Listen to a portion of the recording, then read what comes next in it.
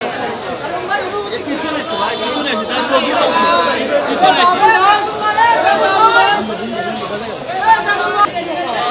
ঘটনা ভাই?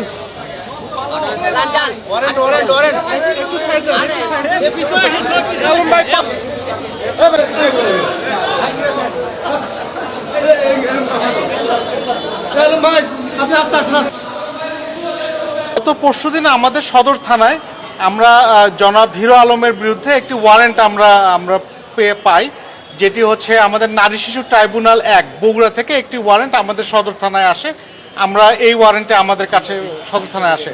এরই প্রেক্ষিতে আমরা আসলে আজকে জানতে পারি যে জনাব হিরো আলম তিনি আসলে বগুড়ায় এসেছেন। আমরা এই তথ্য পাওয়ার পরপরই আমরা বিভিন্নভাবে তাকে খুঁজতে থাকি এবং এক পর্যায়ে আমরা জানতে পারি তিনি আসলে ঢাকায় চলে যাচ্ছেন। আমরা এই তথ্য পাওয়ার সঙ্গে সঙ্গে আমরা আসলে তাকে খুঁজতে থাকি।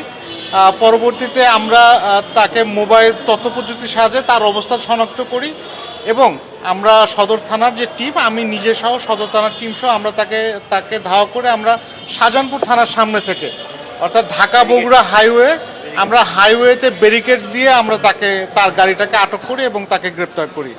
আর আমরা প্রাথমিকভাবে যেটুকু জেনেছি, এই মামলাটি গত 1 বছর আগে এটি বগুড়ায় আদালতে এটি করা হয়েছিল। জনৈক মিথিলা সম্ভবত ওনার সহকর্মী, মিডিয়া সহকর্মী, তার বাসা সম্ভবত খুলনা। এটি আমরা প্রাথমিকভাবে জেনেছি।